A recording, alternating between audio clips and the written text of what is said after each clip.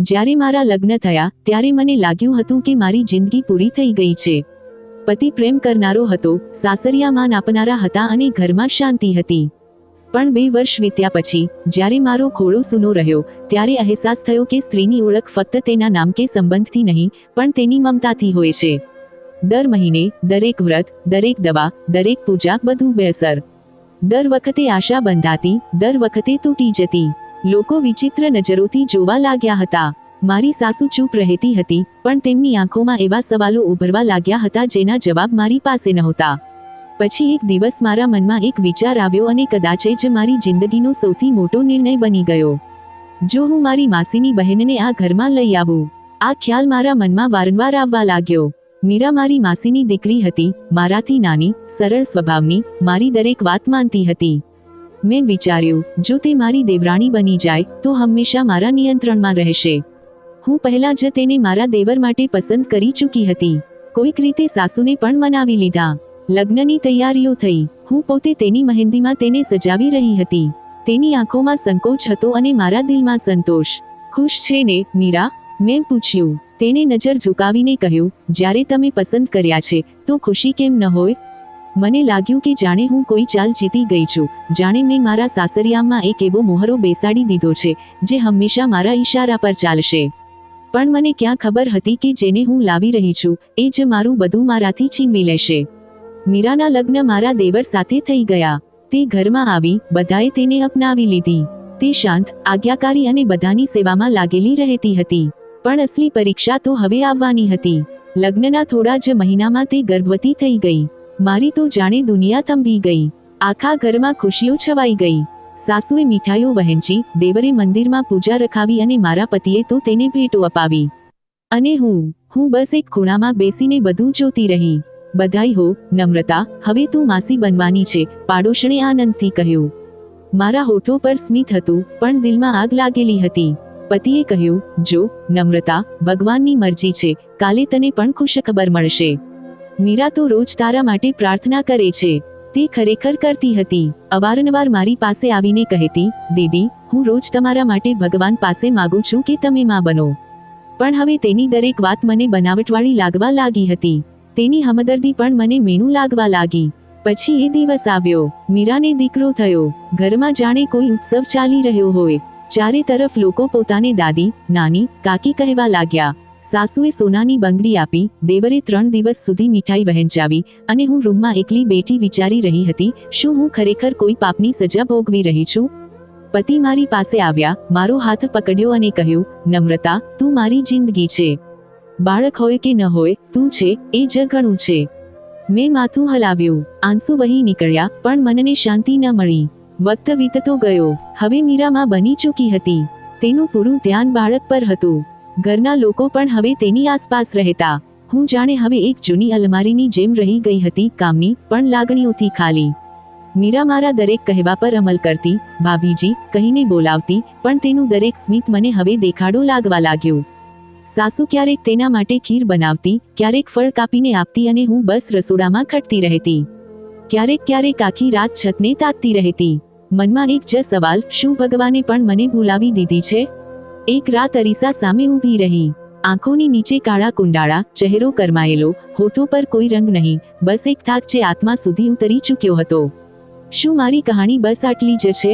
મેં મારી જાતને પૂછ્યું. અંદરથી એક અવાજ આવ્યો, હજી તો બધું શરૂ થયું છે, નમ્રતા. મને નહોતું ખબર કે આ શરૂઆત હતી કે અંત, પણ હું જાણી ચૂકી હતી કે હવે મીરા ફક્ત મારી દેવરાણી નહીં, મારી પડકાર બની ચૂકી છે. હવે હું તેને જોઈને મારી હાર અનુભવતી હતી. પછી એક દિવસ, જ્યારે મીરા ફરી ગર્ભવતી થઈ, સાસુએ સૌથી પહેલા મને બોલાવી અને કહ્યું, હવે એનાથી વધારે કામ ન કરાવતી, નમ્રતા. તું તો આદી છે ને બધાની સેવાની. હવે ઘરનું બધું કામ તું સંભાળી લે. મીરાને આરામ જોઈએ. જાણે હું કોઈ જૂની મશીન છું અને તે નવી કિંમતી વસ્તુ. હવે ઘરના બધા કામ મારા હિસ્સે, કપડાં ધોવા, રસોઈ બનાવવી, ઝાડુ પોતું, મહેમાનોની આગતા સ્વાગતા અને સૌથી વધારે મીરાની સેવા. ક્યારેક તેને દૂધ ગરમ કરીને આપવું, ક્યારેક ફળ કાપીને, ક્યારેક તેની પસંદનું ભોજન રૂમમાં લઈ જવું. પણ મેં ક્યારેય ફરિયાદ ન કરી, કારણ કે તે માં બનવાની હતી. એક દિવસ મેં લોટમાં પાણી વધારે નાખી દીધું, તો સાસુએ ગુસ્સાથી કહ્યું, આ પણ કોઈ કામ કરવાની રીત છે? મીરાને તો આવું ખાવાનું બિલકુલ પસંદ નથી. મને જાણે કોઈ નોકરાણીની જેમ દાંટવામાં આવી. હું ચૂપચાપ ફરીથી લોટ ગૂંથવા લાગી. મીરાએ મારી તરફ જોયું, કદાચ કંઈક કહેવા ચાહ્યું, પણ તે ચૂપ જ રહી. મને યાદ છે, 2 મહિના પહેલા મેં એક ડોક્ટરની સલાહ લીધી હતી. ઘણી આશા બંધાઈ હતી, પણ જ્યારે રિપોર્ટ્સ આવ્યા તો એ જ જવાબ મળ્યો, હજી કોઈ ખાસ સુધારો નથી. ઇલાજ ચાલુ રાખો.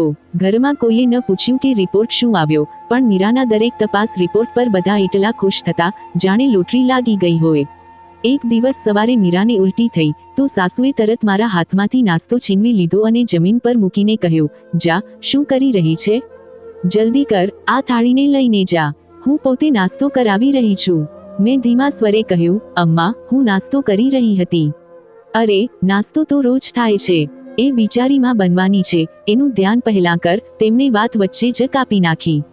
મેં એ નાસ્તો ત્યાં જ છોડી દીધો અને મીરાના રૂમ તરફ ચાલી ગઈ. એક દિવસ મારી બાળપણની સહેલી અનિતા આવી. ઘણા દિવસો પછી મળવાનું થયું. વાતોમાં તેણે પૂછ્યું, નમ્રતા, તું તો પહેલા બહુ ચમકતી હતી, હવે આટલી બુઝાયેલી કેમ લાગે છે? મેં જબરદસ્તી હસીને કહ્યું, બસ, ઘરના કામ બહુ વધી ગયા છે, વખત જ નથી મળતો. એ જ વખતે મીરા આવી, સ્વચ્છ કપડામાં, હસતી. તેની પાછળ સાસુ હતા. અનિતાએ હેરાનીથી પૂછ્યું, આ કોણ છે? બહુ વહાલી લાગે છે. મેં પથ્થર પર દિલ રાખીને કહ્યું, મારી દેવરાણી છે. અરે વાહ, બહુ ભાગ્યશાળી લાગે છે, અનિતાએ તારીફ કરી. મેં નજર ઝુકાવી લીધી. મારા પતિ રોજ સાંજે મીરાની પાસે બેસતા, તેના થનારા બાળકની વાત કરતા. હું રૂમની બહાર ઊભી બધું સાંભળતી. એક રાત મીરાએ કહ્યું, ભૈયા, જો છોકરી થઈ તો શું નામ રાખશો? પતિએ હસતા કહ્યું, આર્યા કે પછી સિયા. પણ દિલ તો દીકરા પર છે. મારું દિલ ચાહ્યું કે ધરતી ફાટી જાય અને હું તેમાં સમાઈ જાઉં. એક દિવસ સસરાજીએ કહ્યું, તમે બંને બહેનો છો, મીરાને બહેન જેવો સ્નેહ આપો. યાદ રાખો, તમે જ તેને લાવ્યા હતા. મને એ દિવસ યાદ આવ્યો જ્યારે મેં જ મીરાને મારા દેવર માટે પસંદ કરી હતી, પણ હવે તે તો જાણે આસમાન પર હતી અને હું બસ એક પડછાયો બની ગઈ હતી. મીરા ક્યારેક મારી સાથે વાત કરવાની કોશિશ કરતી, જાણે હવે પણ તે મારી સાથે જોડાયેલી રહેવા ચાહતી હોય. પણ હું તેમાં એ માસુમિયત શોધતી, જે કદાચ ક્યારેય હતી જ નહીં, કે કદાચ હવે હું જોવા નહોતી ચાહતી. એક દિવસ મીરાએ મને એક નાનકડું પેકેટ આપ્યું, એક માળા. આ શું છે? મેં પૂછ્યું. જપ કરવાની માળા છે. તમે પણ ભજન કર્યા કરો, તે બોલી. મેં એ માળા પકડી લીધી, પણ ખોલવાનું મન ન થયું, જાણે કોઈએ મને દાન આપ્યું હોય. હવે ઘરનો દરેક સંબંધ બદલાઈ ચૂક્યો હતો. હું ફક્ત કામ કરનારી ભાભી રહી ગઈ હતી. મીરા હવે ઘરની રોનક હતી, આશા અને આશીર્વાદોનું કેન્દ્ર. જ્યારે મીરાને હોસ્પિટલ લઈ જવામાં આવી, તો આખું ઘર જાણે તહેવારની તૈયારીમાં લાગી ગયું. સાસુએ રસોડાની પૂરી કમાન સંભાળી લીધી, સસરાજીએ મહેમાનોની સૂચિ બનાવી અને મારા પતિ દિવસમાં ઘણીવાર હોસ્પિટલના ચક્કર લગાવી રહ્યા હતા. હું ઘરમાં એકલી બધા કામ પતાવી રહી હતી, જાણે આ અવસર મારી જિંદગીથી બિલકુલ પરે હોય. સાંજે દેવરનો કોલ આવ્યો, ભાભી, દીકરો થયો છે. મેં મોબાઈલની સ્ક્રીન જોઈ અને એક પળ માટે દિલની ધડકન થંભી ગઈ. તેના અવાજમાં ખુશી, ગર્વ અને એક વિશેષ પ્રકારનો અધિકાર હતો. બધાઈ હો, મેં ઓછા શબ્દોમાં કહ્યું. માને જણાવી દેજો, હું મીરાની સાથે છું, બધું ઠીક છે. ફોન બંધ થયો અને મેં સાસુને જઈને જણાવ્યું. તેમણે ભગવાનનો ધન્યવાદ કર્યો, માથું ટેકવ્યું અને મને કહ્યું, નમ્રતા, ગોળ ગરમ કરી દે, નાતી આવ્યો છે. હું ચૂપચાપ ઊભી રહી. થોડીવારમાં ઘરના દરવાજે સગા સંબંધીઓ આવવા લાગ્યા. કોઈ મીઠાઈ લઈને, કોઈ ભેટ, કોઈ આશીર્વાદ. વાહ, મીરા તો બહુ કિસ્મતવાળી નીકળી, બીજું બાળક પણ દીકરો. નમ્રતા, તે ખરેખર સારું કામ કર્યું જે તેને આ ઘરમાં લાવી. આ બધી વાતો મારા કાનોમાં તીરની જેમ ખૂંચી રહી હતી. એક સાંજે પતિએ આવીને નરમાઈથી કહ્યું, નમ્રતા, તું ચિંતા ન કર. ભગવાન જ્યારે ચાહશે, આપણને પણ ખુશખબર મળશે. હજી તો ખુશ થઈ જા, ઘરમાં નવી જિંદગી આવી છે. મેં નજર ફેરવી લીધી. તે જાણતા હતા કે હું શું અનુભવી રહી છું, પણ તેમની પાસે શબ્દો નહોતા. બીજા દિવસે મીરા અને બાળક ઘરે આવી ગયા. ઘરને ફુગ્ગાઓ અને ઝંડીઓથી સજાવવામાં આવ્યું, જાણે કોઈ નવી નવેલી દુલ્હન આવી હોય. મીરાનો દીકરો સફેદ કપડામાં લપેટાયેલો, ગુલાબી ગાલવાળો, બધાના ખોળામાં જઈ રહ્યો હતો. સાસુએ ગર્વથી કહ્યું, અમારા કુળનો દીપક આવી ગયો. નામ શું રાખશો? કોઈએ પૂછ્યું. દેવરે ખુશીથી કહ્યું, રોહિત. મેં એક ખૂણામાંથી આ બધું સાંભળ્યું. રોહિત, એ નામ જે મેં મારી દુઆઓમાં સંજોયું હતું, જો મારો દીકરો થાત. થી ઓછા હેચાળથી વધુ. બીજી સવારે મેં મીરાના રૂમનો દરવાજો ખટખટાવ્યો. આવો ભાભી, અંદર આવી જાઓ, તેણે હસીને કહ્યું. ચા આપું? નહીં, બસ થોડીવાર બેસી જાઉં, ઊંઘ નથી આવી રહી. હું બેસી ગઈ. બાળક સૂઈ રહ્યું હતું. મીરાએ કપડાં સરખા કર્યા. થોડી ઝીઝકથી બોલી, ભાભી, ક્યારેક ક્યારેક લાગે છે કે જાણે સપનું જોઈ રહી છું. મેં ચૂપચાપ તેની વાત સાંભળી. તમારી વચથી મને આ બધું મળ્યું. કાશ હું તમારા માટે પણ કંઈક કરી શકત. મેં નજર ફેરવી લીધી અને કહ્યું, ક્યારેક ક્યારેક ઇન્સાન જે ખુદ માટે માગે છે એ કોઈ બીજાને મળી જાય છે. તેણે ચોંકીને મારી તરફ જોયું, પણ કંઈ ન કહ્યું. બીજા દિવસે બાળક રડી રહ્યું હતું. હું રસોડામાં હતી. સાસુએ કહ્યું, નમ્રતા, જા, જો, મીરા સૂઈ રહી છે. રોહિતને કોઈ સંભાળે. હું ગઈ અને પહેલીવાર એ બાળકને ઊંચક્યો. એ નાનકડી જિંદગી મારા હાથોમાં હતી. એક પળ માટે લાગ્યું કે જાણે આ બધું મારું છે, પણ એક ક્ષણ પલક ઝપકતા વીતી ગઈ. બાળક મારા ખોળામાં હતું અને તે મારી તરફ જોઈને હસી રહ્યું હતું. મેં તેનો હાથ પકડ્યો અને દિલમાં એક હળવી ચૂબ અનુભવી. શું થયું ભાભી? મીરા જાગી ચૂકી હતી. કંઈ નહીં, બસ ઊંચકી લીધો હતો, રડવાનું બંધ થઈ ગયું. તેણે કૃતજ્ઞતાથી મને જોયું. થી ઓછા હેચાળથી વધુ.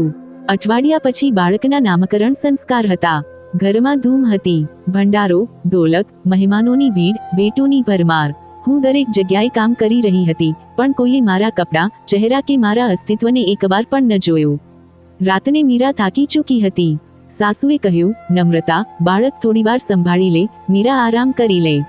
મેં તેને ખોળામાં લીધો અને મારા રૂમમાં આવી ગઈ. બાળક સૂઈ રહ્યું હતું. હું તેની તરફ જોતી રહી. આંખોમાં આંસુ ભરાઈ આવ્યા. હાથ તેના ચહેરા પર ફેરવ્યો અને પછી તરત હટાવી લીધો. તું મારો કેમ નથી? મેં ધીમેથી કહ્યું. દરવાજે દસ્તક થઈ. મીરા આવી. ભાભી, તમે કંઈ ખાધું? બધા નીચે છે, તમે પણ આવી જાઓ. મને ઊંઘ આવી રહી છે, મેં કહ્યું અને તેને બાળક આપીને દરવાજો બંધ કરી દીધો. પહેલીવાર દિલમાં જે ચૂબ હતી એ હવે નફરત બની ચૂકી હતી. હું વિચારવા લાગી, આ કેમ ખુશ છે? તેને આટલું બધું કેમ મળ્યું? એ સવાલ જે પહેલા ફક્ત ફરિયાદ હતો, હવે આરોપ બની ચૂક્યો હતો. થી ઓછા હેચાળથી વધુ. રોહિતના આવ્યા પછી મીરામાં કંઈ નહોતું બદલાયું. તે પહેલા જેવી જ બધા સાથે વિનમ્રતાથી વાત કરતી, થોડું ઘણું કામ પણ કરતી, પણ હવે તે માં હતી અને હું બસ એક પડછાયો. રોહિત હજી 1.5 વર્ષનો જ થયો હતો કે મીરા ફરીથી ગર્ભવતી થઈ ગઈ. આ ખબર મને મારી સાસુએ આપી. તે ચમકતી આંખો સાથે રસોડામાં આવી હતી. નમ્રતા, મીરાનો તપાસ રિપોર્ટ પોઝિટિવ આવ્યો છે. ભગવાને એક વધુ ખુશી આપવાનું નક્કી કરી લીધું છે. મારા ચહેરાનો રંગ બદલવા લાગ્યો, પણ સાસુએ કંઈ ન સમજ્યું. આ વખતે તો દીકરી થશે, જોજે, તેમણે કહ્યું. મેં બસ સ્મિત કરીને માથું હલાવી દીધું. ઘરનું માહોલ ફરીથી બદલાઈ ગયું. મીરા માટે નવા કપડાં, પૌષ્ટિક ખોરાક અને આરામની વ્યવસ્થા થવા લાગી. સસરાજી બજારમાંથી ફળોની ટોકરી લાવતા, દેવર સાંજે જ્યુસ લઈને આવતો અને સાસુ મીરાને લાંબી સૈર પર મોકલતી જેથી બાળક સ્વસ્થ પેદા થાય. નમ્રતા, શાકમાં મરચું ઓછું નાખજે, મીરાને બળતરા થાય છે. નમ્રતા, આજે ખીચડી બનાવી લે, ડોક્ટરે હળવો ખોરાક કહ્યું છે. નમ્રતા, બાળકના કપડાં ધોઈ દે, રોહિત હજી નાનો છે. હું બસ સાંભળતી જતી, કરતી જતી, જાણે મારી જિંદગી ફક્ત બીજાની જરૂરિયાતો પૂરી કરવા માટે જ હોય. 9 મહિનામાં મીરાએ દીકરાને જન્મ આપ્યો. ફરીથી દીકરો. સાસુ તો જાણે ખુશીથી ઝૂમી ઉઠ્યા. મારા તો ભાગ્ય ખુલી ગયા. અને આ બાળક પણ આખા ઘરનો કેન્દ્રબિંદુ બની ગયો. અને હું, એ જ જેની કોઈ સૂધ ન લેતું. હવે ઘરની અંદર બાળકોની માને હર વખત આરામ અને મદદ જોઈતી હતી, અને એ જવાબદારી મારી હતી. ભાભી, પ્લીઝ રોહિતનું બિસ્તર ઠીક કરી દો, નાનો તો દિવસભર ખોળામાં રહે છે. ભાભી, રોહિતને રોટલી ખવડાવી દો, હું નાનાને દૂધ પીવડાવી રહી છું. થી ઓછા હેચાળથી વધુ. એક દિવસ સવારે મીરાએ દરવાજો ખોલ્યો. હું આંગણામાં ઝાડુ આપી રહી હતી. ભાભી, જરા આ નાનો પકડી લો, રોહિત બાથરૂમમાં બંધ કરી રહ્યો છે પોતાને. તેણે બાળક મારા ખોળામાં આપવા ચાહ્યું. તે 6 મહિનાનો હતો, ગોરો, ચિટ્ટો, ભૂરા વાળ. મને જોઈને હસી રહ્યો હતો. હું ઠીઠકી ગઈ. હાથ આગળ ન વધાર્યા. ભાભી, મીરા ચોંકી ગઈ. હું નહીં સંભાળી શકું. લઈ જા. શું મતલબ? મેં કહી દીધું ને, પોતાની સંતાન ખુદ સંભાળો. મીરા ચૂપ થઈ ગઈ. બાળકને છાતીએ લગાવ્યો અને ધીમા પગલે અંદર ચાલી ગઈ. એ જ સાંજે સાસુએ કહ્યું, મીરાથી સાંભળ્યું, તે બાળક ન સંભાળ્યો? કોઈ શરમ હોય છે? જ્યારે બાળકની ચાહત હતી, તો આટલી વાતો કરતી હતી, હવે મોકો આવ્યો તો મોં ફેરવી લીધું. હું માં નથી, તો મમતા ક્યાંથી લાવું? મેં થાકભર્યા લહેજામાં કહ્યું. સાસુએ મેણું માર્યું, જબા તો જો. પતિની નજરોમાં પડી જઈશ. હું ચૂપ રહી. જાણતી હતી, હું પહેલા જ ઘણી નીચે પડી ચૂકી છું. રાતને પતિ આવ્યા. તું ઠીક છે? તમને લાગે છે હું ઠીક છું? તેમણે લાંબો શ્વાસ લીધો. મીરાની કોઈ ભૂલ નથી, બસ તેનું નસીબ સારું છે. તો હું કેમ મારું દિલ કાળું કરી રહી છું? કારણ કે મારું દિલ સળગી રહ્યું છે અને તમે બધાએ સળગતા દિલની આસપાસ બેસીને ખુશીઓ મનાવી રહ્યા છો. તે ખામોશ રહ્યા અને હું તેમની ખામોશીમાં મારી તન્હાઈનો શોર સાંભળી રહી હતી. હવે આ જખમ દિલ સુધી નહીં, આત્મા સુધી પહોંચી ચૂક્યો હતો. રાતોને જ્યારે આખું ઘર સૂઈ જતું, હું આંગણામાં બેસીને ખુદથી સવાલ કરતી, આખરે હું જ કેમ ખાલી છું? મીરા જ કેમ વારંવાર માં બની? મારા અંદર શું કમી છે? થી ઓછા હેચાળથી વધુ. ત્રીજા દીકરાના જન્મ પછી ઘરનું માહોલ બદલાઈ ગયું હતું. એક સવારે સાસુ ચાપી રહી હતી. રોહિત, આજા બેટા, જો તારી માં શું લાવી છે તારા માટે. રોહિત દોડતો આવ્યો. તેના હાથમાં કારનું રમકડું હતું. અરે, આ તો કાલે બજારમાં જોઈ હતી અમ્મા. મીરાને ખબર છે ને તને શું પસંદ છે, એટલે લાવી. હું બધાને જોઈ રહી હતી, પણ કોઈ મને નહોતું જોઈ રહ્યું. હું ચૂપચાપ રસોડામાં ચાલી ગઈ. સાંજે મોહલ્લાની સ્ત્રીઓ આવી. ત્રણ દીકરા. વાહ મીરા, તારું તો ભાગ્ય જાગી ગયું. અને નમ્રતા, એ તો બસ ચૂપ અને દુખિયારી લાગે છે. બિચારી આ શબ્દ જાણે કાનોમાં ગરમ શીશું નાખી દીધું. હું અંદર ગઈ, અલમારી ખોલી, મારા લગ્નની તસવીરો કાઢી. લાલ લહેંગો, માથે ટીકો અને આંખોમાં એ સપના જે હવે રાખ થઈ ચૂક્યા હતા. તસવીર પર હાથ ફેરવતા કહ્યું, ત્યારે તું બધાની લાડકી હતી, હવે કદાચ કોઈ યાદ પણ નથી કરતું. બપોરે મીરા બાળકો સાથે રમી રહી હતી. એક ખોળામાં, એક ખભા પર અને એક પાસે સૂતો હસી રહ્યો હતો. ભાભી, આ વાળો સૂઈ નથી રહ્યો, મીરાએ હસતા હસતા કહ્યું. બાળકની આંખો મારા પર જામી હતી, માસૂમ, ઉજળી, અજાણ. મારા અંદર કંઈક ઉકળવા લાગ્યું. થી ઓછા હેચાળથી વધુ. બીજી સવારે જ્યારે મીરા તરુણને દૂધ પીવડાવી રહી હતી, સાસુએ મને પુકારી. નમ્રતા, રોહિતનો બેગ તૈયાર કરી દે, આજે સ્કૂલમાં ફોટો પાડવાનો છે. મેં જલ્દી બેગ તૈયાર કરી, પણ જ્યારે બૂટ લેવા ગઈ, એક બૂટ ગાયબ હતો. નથી મળ્યો અમ્મા. તને દરેક વસ્તુ ખોટી જ કેમ મળે છે? મેં કંઈ ન કહ્યું, બસ બૂટોના ઢગલામાં શોધતી રહી અને ખુદથી કહ્યું, કાશ આ બધું મારી કિસ્મતમાંથી ગાયબ થઈ જાય. થોડા દિવસ પછી મીરાએ નવી સાડી ખરીદી, ગુલાબી રંગની, હળવી ભરતકામવાળી કિનારી સાથે. સાસુએ કહ્યું, તારા પર દરેક રંગ ફાવે છે મીરા. હું મીરાની પાસે જઈને સાડીને સ્પર્શતા બોલી, સારી છે, પણ આની કિંમત તે નથી આપી. શું મતલબ? મીરાએ ચોંકીને પૂછ્યું. કંઈ નહીં, બસ દિલની વાત છે. ભાભી, તમે દિલની વાતો મારી સાથે વહેંચી શકો છો, આખરે તમે જતો છો મારી. રહેવા દે મીરા, હવે હું ખુદથી પણ વાતો નથી કરતી. રાતે મેં સપનું જોયું. હું પહાડના કિનારે ઊભી છું, મીરા પોતાના બાળકો સાથે નીચે રમી રહી છે. હું બધાને નીચે ધક્કો મારવા ચાહું છું, પણ મારો હાથ કાંપવા લાગે છે. આંખ ખુલી તો પસીનામાં લથબથ હતી. સવારે મીરા મારી પાસે આવી. ભાભી, તમે પરેશાન લાગો છો, બધું ઠીક છે? તું કેમ પૂછે છે? તારી પાસે તો બધું છે, 3 બાળકો, પતિનો પ્રેમ, સાસુના આશીર્વાદ. મને છોડીને બધાની ફિકર છે તને. ભાભી, હવે રહેવા દો, તમે ક્યારેય નહીં સમજો. હવે હું મીરાના બાળકોને અવારનવાર જોતી રહેતી.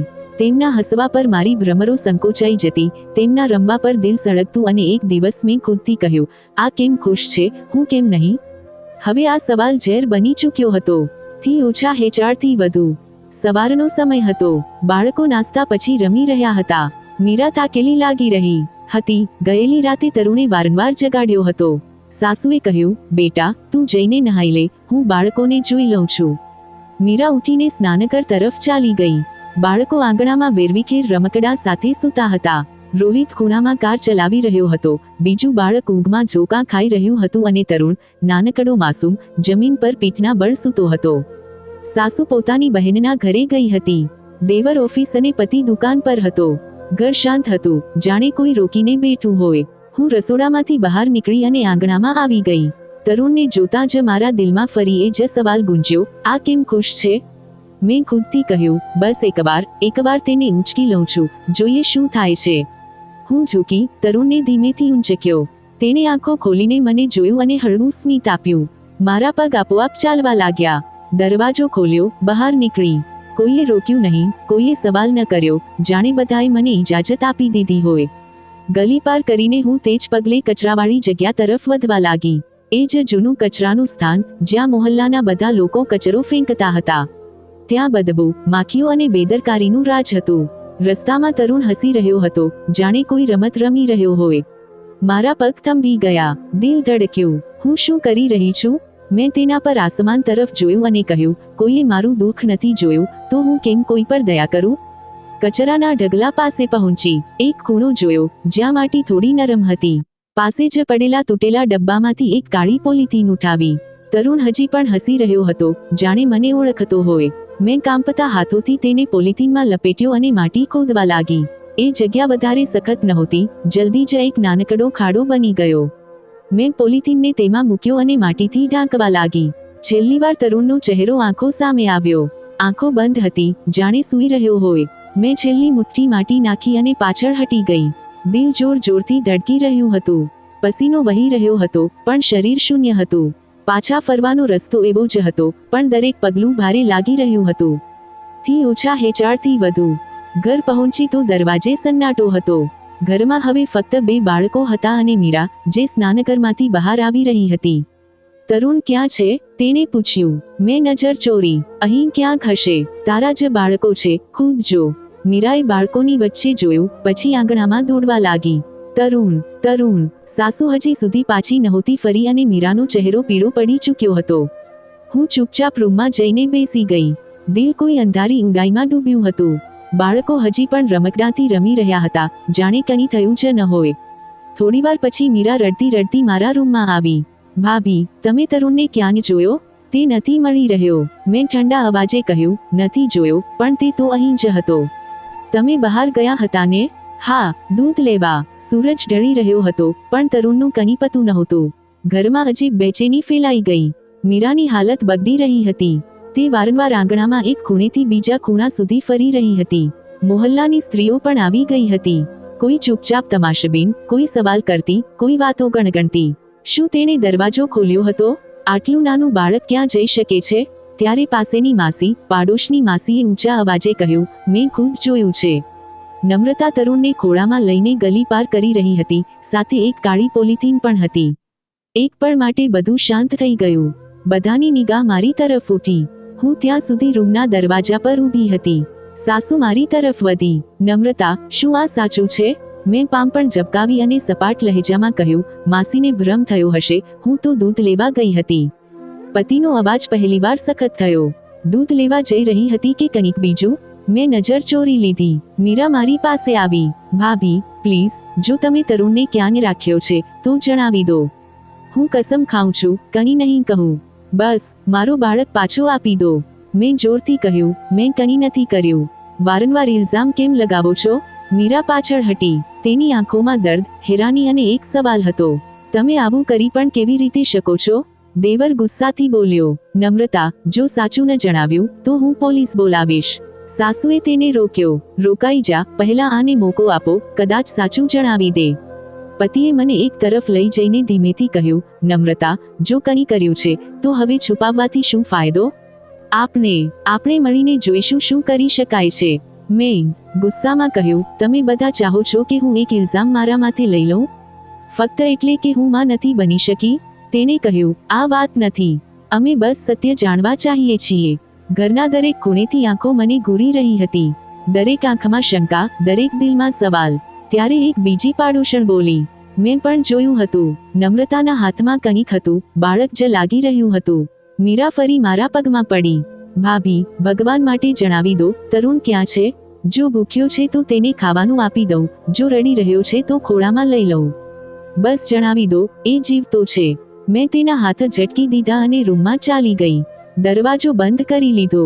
રૂમમાં અંધારું હતું, પણ દિલનું અંધારું એનાથી ક્યાંય વધારે ગહેરું. બહાર બાળકોના રડવાના અવાજો હતા, મીરાની સિસકીઓ, સાસુની ચીખો, દેવરના ગુંજતા અવાજો. હું હવે ચૂપ નહીં બેસું. દરવાજો જોરથી વાગ્યો. પતિનો અવાજ હતો. નમ્રતા, દરવાજો ખોલ, વાત કરવી છે. મેં દરવાજો ખોલ્યો. તે અંદર આવ્યો, મને ઘૂરીને જોયો. આ છેલ્લી વાર પૂછી રહ્યો છું, બાળક ક્યાં છે? મેં કહ્યું, મેં કંઈ નથી કર્યું. માસીને ભ્રમ થયો છે. બધા મને કસૂરવાર માનવા તૈયાર બેઠા છે. તે થોડીવાર સુધી મને જોતો રહ્યો, પછી ચૂપચાપ ચાલ્યો ગયો. રાત ગહેરી થતી ગઈ, પણ કોઈની આંખ ન લાગી. મીરા આંગણામાં બેઠી હતી, તેનો ખોળો ખાલી, આંખો બંધ. હું અંદર બેઠી હતી, દિમાગમાં ફક્ત શોર હતો. થી ઓછા હેચાળથી વધુ. સવારની આરતી શરૂ થઈ ગઈ હતી, પણ ઘરમાં કોઈ નહોતું સૂતું. ત્યારે દરવાજો ફરીથી વાગ્યો. મોહલ્લાના કેટલાક લોકો, મહિલાઓ અને પુરોહિતજી આવી ગયા. કોઈના હાથમાં ગંગાજળ હતું, કોઈના હાથમાં રામાયણ, પણ દરેક આંખમાં એક જ સવાલ હતો, બાળક ક્યાં છે? પડોશની માસીએ બધાની સામે ફરીથી પોતાની વાત દોહરાવી. મેં નમ્રતાને બાળક લઈ જતા જોઈ હતી. આ મારો ભ્રમ નથી, હું કોઈ આંધળી નથી. એક સ્ત્રી બોલી, આટલા દિવસો થઈ ગયા, જો બાળક ક્યાંને છુપાવ્યું છે તો જણાવી દે. મરી પણ ગયું હશે તો ક્યાંક ગાડી નાખ્યું હશે. બીજીએ ઝટથી કહ્યું, શું માં ન બની શકવાનો મતલબ એ છે કે કોઈ બીજાની સંતાન છીનવી લેવામાં આવે? ત્રીજીએ તરત કહ્યું, અમે પોલીસ બોલાવીએ છીએ. હવાલાતમાં જશે તો જ સાચું ઓગશે. મારા કાનોમાં શોર વધતો જઈ રહ્યો હતો. શ્વાસ લેવો મુશ્કેલ થઈ રહ્યો હતો. પતિએ નજર નીચે ઝુકાવી રાખી હતી. દેવર પણ મુઠ્ઠીઓ ભીંસીને ઊભો હતો. નમ્રતા, છેલ્લી વાર કહી રહ્યો છું, સાચું જણાવી દે, તેણે ગંભીર સ્વરે કહ્યું. મેં ચારે તરફ જોયું. ચારે તરફ બસ ચહેરા હતા. દરેક ચહેરા પર આરોપ, નફરત અને મેણા. દિલમાં કંઈક તૂટવા લાગ્યું, જાણે અંદર કોઈ ભારે પથ્થર હટી ગયો હોય. હા, હું લઈ ગઈ હતી તરુણને. મારો અવાજ ઊંચો હતો. એક પળ માટે આખું ઘર સન્ન રહી ગયું. હા, મેં જ તેને ઊંચક્યો હતો. મેં જ તેને બહાર લઈ જઈને કચરાના ઢગલા પાસે દફનાવી દીધો હતો. કારણ કે હું સહન નહોતી કરી શકતી આ બધું. તેનું હસવું, તેની માનો ગર્ભ, તમારી બધાની નજરો, તમારા લોકોનો પ્રેમ જે ક્યારેક મારો હતો અને હવે કોઈ બીજાનો થઈ ચૂક્યો હતો. મીરાએ ઝટકાથી આંખો ખોલી. સાસુએ બંને હાથ માથે મૂકી દીધા. હે ભગવાન, આ શું સાંભળી લીધું? દેવર એક કદમ મારી તરફ વધ્યો, પણ પતિએ વચ્ચે આવીને તેને રોક્યો. તે આવું કેમ કર્યું? તેણે ગુસ્સાથી પૂછ્યું. કારણ કે હું માં નથી બની શકતી. મારો અવાજ કાંપી રહ્યો હતો, અને તમે બધાએ મને એ જ આધાર પર જીવવાના લાયક નથી છોડી. આખો દિવસ મારી પાસે કામ કરાવવામાં આવતું હતું. ઇજ્જત આ શબ્દ ફક્ત મીરા માટે રહી ગયો હતો. તમે લોકો કહેતા હતા, ધીરજ રાખ, ભગવાન આપશે, પણ આ આશાએ મને પાગલ બનાવી દીધી. પતિએ મારી તરફ જોયું. આંખોમાં એવી નજર જે પહેલાં ક્યારેય નહોતી જોઈ. અને એક જોરદાર થપ્પડ મારા ગાલ પર પડ્યો. તું આટલી પડી શકે છે? તે એક માનો ખોળો ઉજ્જડ કરી દીધો, ફક્ત પોતાની કમીની સજા આપવા માટે. હું ખામોશ ઊભી રહી, ચહેરા પર હાથ રાખેલો, પણ હવે આંખોમાં આંસુ નહોતા. સાસુ ચીખી, મેં તને દીકરી બનાવીને મારા દીકરા સાથે પરણાવી અને તે મને આ ઝેર આપ્યું. દેવર ગુસ્સામાં દરવાજા તરફ વધ્યો. હું પોલીસ બોલાવું છું, હવે કાયદો આનો ફેસલો કરશે. પતિએ તેને રોકીને કહ્યું, નહીં, પોલીસ નહીં બોલાવીએ. દેવર ચીસો પાડ્યો, શું મતલબ? આપણે આપણી ઇજ્જત બચાવવી છે. આપણા મોહલ્લા, આપણા ખાનદાનમાં જો આ વાત કાયદાકીય સ્વરૂપમાં ગઈ, તો આપણે ક્યાંયના નહીં રહીએ. મોહલ્લાના કેટલાક વડીલોએ પણ આમાં હા ભરી દીધી. પુરોહિતજીએ કહ્યું, દીકરીએ પાપ કર્યું છે, મોટું પાપ, પણ પાપ સ્વીકાર કરવું પણ સાહસ છે. હવે આ વાત અહીં સમાપ્ત થવી જોઈએ. મીરા ઝૂકેલી હતી, જાણે તેના શરીરમાં કોઈ તાકાત ન હોય. થી ઓછા હેચાળથી વધુ. હું તેના પગમાં બેસી ગઈ. મને માફ કરી દો. તમારો દીકરો, તમારી દુનિયા હતો, મેં તમારાથી એ છીનવી લીધું. તેણે મારો હાથ ઝટકી દીધો. તે મારી મમતાનું ખૂન કર્યું છે. ભગવાન તારાથી દરેક પળનો હિસાબ લેશે. મોહલ્લાવાળા ધીમે ધીમે પાછા ફર્યા, પણ તેમની નજરો મારા અંદર તીરની જેમ ધસી ગઈ હતી.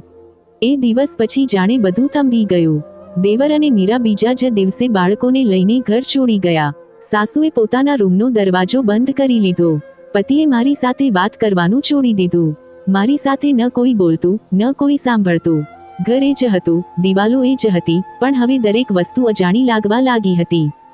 સવારે સાસુ આવીને મારા રૂમનો દરવાજો ખટખટાવતી. નળ ખોલી દે, પાણી ભરીને રાખી દે, લોટમાં નમક ઓછું ન હોય, અને યાદ રાખજે, તારે ખાવાના સમયે ચોકા પર નથી બેસવાનું. હું કંઈ કહેતી તો તે ઘૂરીને જોતી. જબા બંધ રાખ. અમે તને કાયદાથી બચાવી લીધી, હવે આ છત જ તારી સજા છે. પતિ રાતે મોડો આવતો અને સીધો બીજા રૂમમાં ચાલ્યો જતો. હું દરવાજાની પાછળ ઊભી રહેતી, તેના પગલાંનો અવાજ સાંભળતી. દિલમાં આશા જાગતી, કદાચ આજે તે મારી તરફ જોશે, કદાચ કંઈક બોલશે. પણ તે ખામોશીથી નીકળી જતો, જાણે હું ત્યાં હું જ નહીં. કેટલાય દિવસો વીતી ગયા. હું કામ કરતી રહી, એક નોકરાણીની જેમ, સીવતી, ધોતી, વાસણ માંજતી, કપડાં સૂકવતી અને સાંજે ચૂપચાપ પોતાના રૂમમાં કેદ થઈ જતી. એક દિવસ સાસુએ ગરમ શાક મારી આંખોની સામેથી ઉઠાવી લીધું. આ અમારા માટે છે. તારું ખાવાનું રસોડાના દરવાજા પાસે રાખ્યું છે, વાસી છે, જઈને ખાઈ લે. મેં કહ્યું, મેં પણ એટલું જ કામ કર્યું છે, મને પણ એટલું જ ખાવાનો હક છે. તે હસી. હક? તારો હક તો એ દિવસે ખતમ થઈ ગયો હતો, જ્યારે તે એક માનો ખોળો ઉજ્જડ કર્યો હતો. હવે બસ સજા છે. કેટલી રાતો ભૂખી વીતી, કેટલાય દિવસો તરસ્યા. થી ઓછા હેચાળથી વધુ. અને પછી એક દિવસ શરીર પર એક નાનકડું નિશાન ઉભર્યું. લાલ ધબ્બો, જે ધીમે ધીમે ફેલાવા લાગ્યો. મેં છુપાવવાની કોશિશ કરી, પણ ચહેરો પણ ચપેટમાં આવી ગયો. સાસુએ જોઈને પાછળ હટતા કહ્યું, આ શું છે તારા ચહેરા પર? બસ ખંજવાળ છે, ગરમીની વજથી, મેં કહ્યું. આ ખંજવાળ નહીં, કોઈ બુરી બીમારી છે, તે બોલી અને હાથ ઝાટકતી બહાર નીકળી ગઈ. બીજા દિવસે આખું શરીર બળવા લાગ્યું, જાણે કોઈએ અંગારા મૂકી દીધા હોય. મેં અરીસામાં જોયું, આંખોની નીચે સોજો, ચહેરા પર ફોડલા, હાથોની ત્વચા ખરબચડી અને પગ પર ગહેરા જખમ.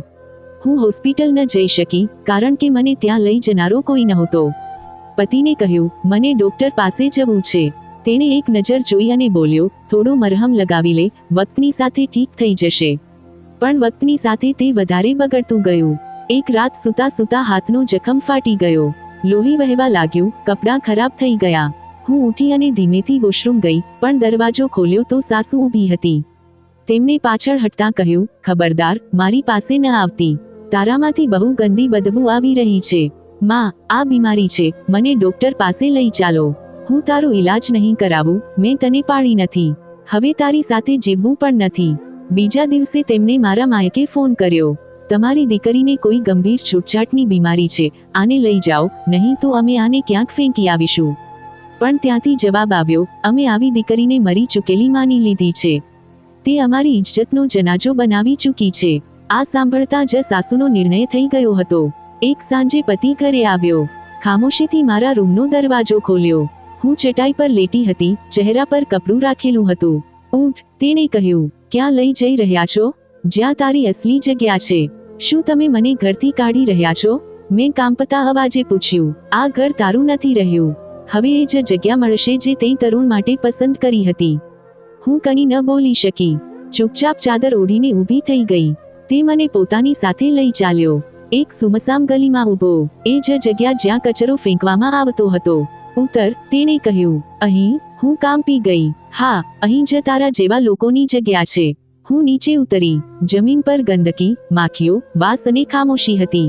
તેણે એક જૂની બોરી મારી પાસે ફેંકી. આને ઓઢી લેજે. અને હા, એવું ન વિચારતી કે કોઈ લેવા આવશે. તારું હવે બધું ખતમ થઈ ચૂક્યું છે. તે વળી ગયો અને મારું પ્રાયશ્ચિત શરૂ થઈ ગયું. થી ઓછા હેચાળથી વધુ. 2 દિવસ વીતી ગયા. હું એ જ ગંદી બોરીમાં લપેટાયેલી કચરાના ઢગલાના કિનારે બેઠી હતી.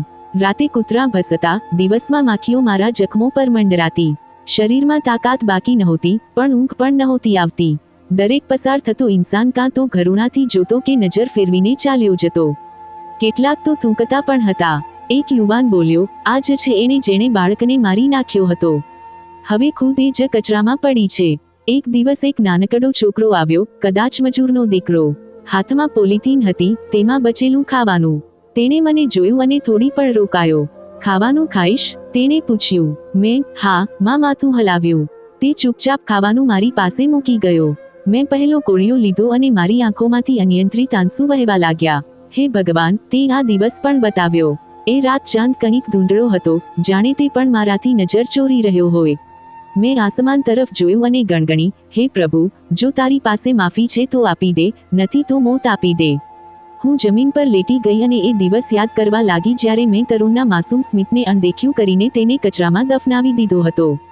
તેનો ચહેરો વારંવાર આંખો સામે આવતો રહ્યો. તરુણ, જો હું તને પાછો લાવી શકત, તો જરૂર લાવત. હું માથું પકડીને રડવા લાગી. થી ઓછા હેચાળથી વધુ. બીજી સવારે જ્યારે સૂરજ નીકળ્યો, તો થોડી દૂરી પર એક બાળક દેખાયું. 2 વર્ષનું રહ્યું હશે. હાથમાં નીલું પોલિથીન, જેમાં પ્લાસ્ટિકના ટુકડા હતા. તે હસતો મારી તરફ આવી રહ્યો હતો. અચાનક મારી સામે આવીને ઊભો રહી ગયો. મેં તેના ચહેરા તરફ જોયું અને શ્વાસ અટકી ગઈ.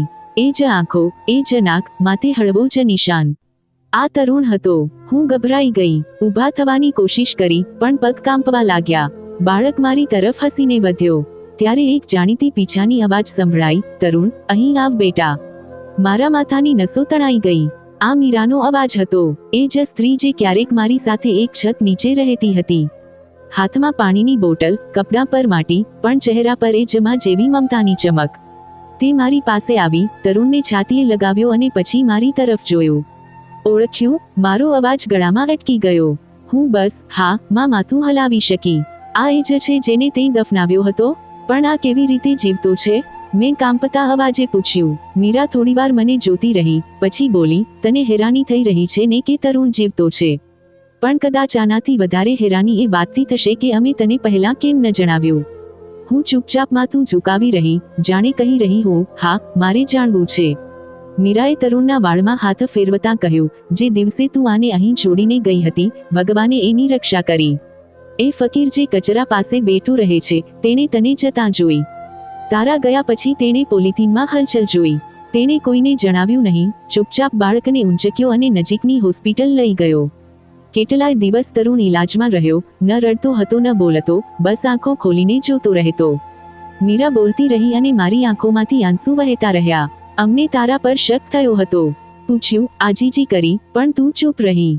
પછી એ ફકીર અહીં તહીં લોકોથી તસવીરો દેખાડતો ફર્યો.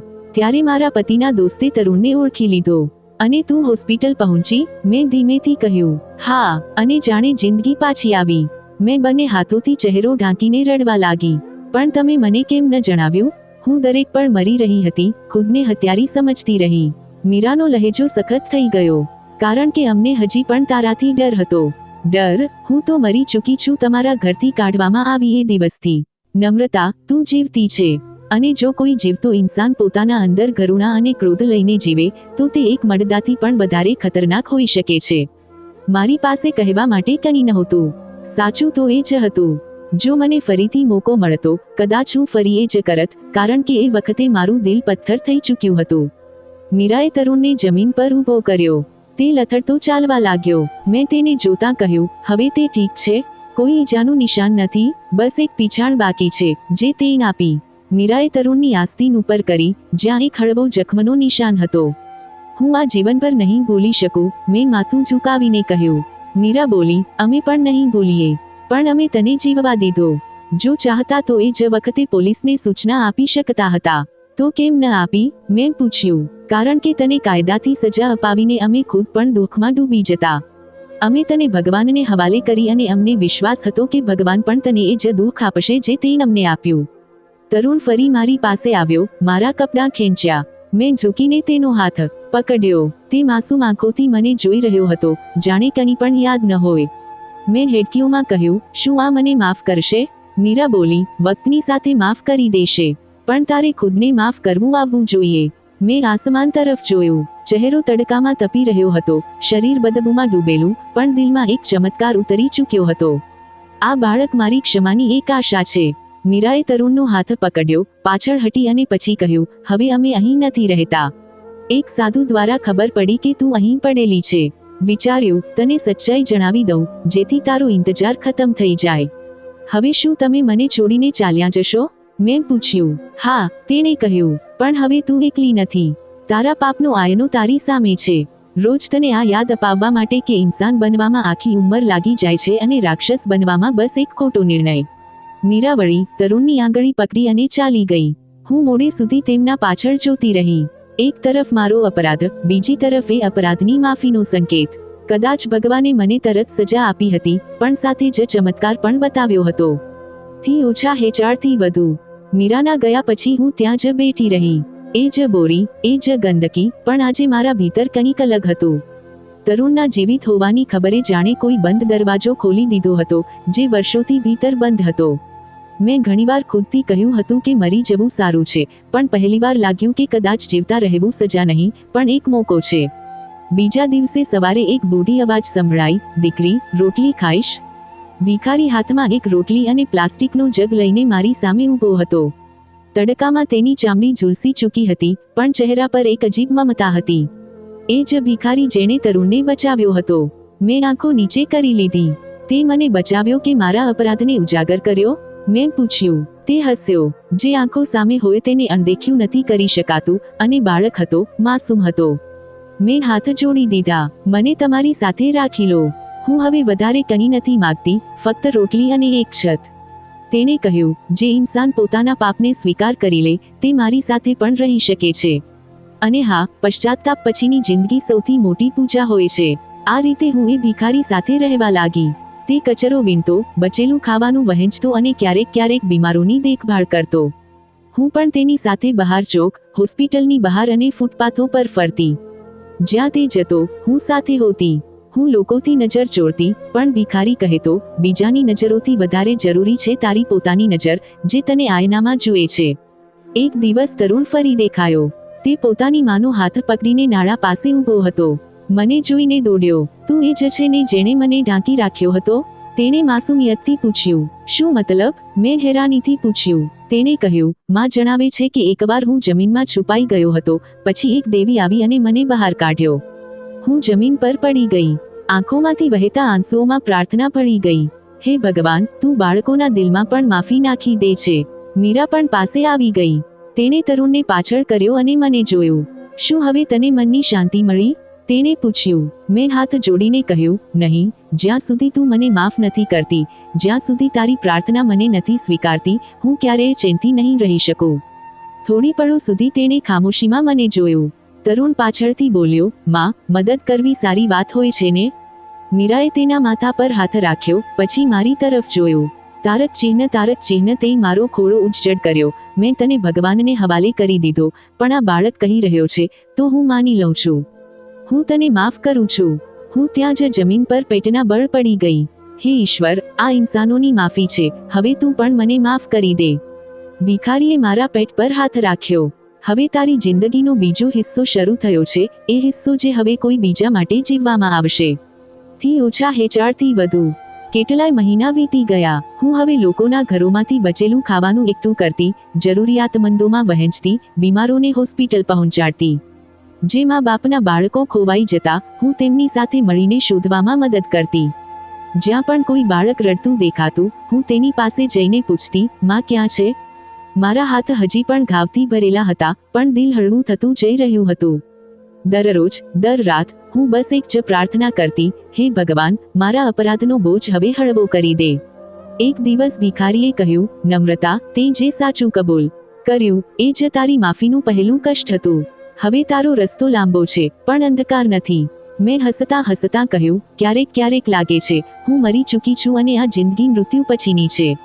તે બોલ્યો, એવી જિંદગી જેમાં પશ્ચાતાપ હોય, એ જ અસલી જીવન છે, બાકી તો ફક્ત શ્વાસોચ્છ્વાસ હતા. એક દિવસ તરુણ મારી પાસે એક કાગળ લઈને આવ્યો. તેના પર તેની તોતલી લખાવટમાં લખ્યું હતું, માફ કરવું સારી વાત છે. મેં એ કાગળને છાતીએ લગાવી લીધો. રાતે ચાંદની રોશનીમાં ભિખારીની પાસે બેઠી, મેં આસમાન તરફ જોયું અને ધીમેથી ખુદથી કહ્યું, હું કદાચ ઇન્સાનથી માફી પામી ચૂકી છું, પણ મારા ઈશ્વરથી હજી પણ શર્મિંદા છું. ઈર્ષ્યા ઇન્સાનને આંધળો કરી દે છે, પણ સચ્ચાઈ સ્વીકાર કરવી મુક્તિની પહેલી સીડી છે. અપરાધ ભલે જેટલો પણ મોટો હોય, પશ્ચાતાપ અને માફીથી દિલનો ઘાવ ભરી શકે છે, જો નિયત સાચી હોય તો. દોસ્તો, જો તમને અમારી કહાણી પસંદ આવી હોય, તો કમેન્ટ કરીને જરૂર જણાવજો. વિડીયોને લાઈક કરો અને વધારેમાં વધારે શેર કરો.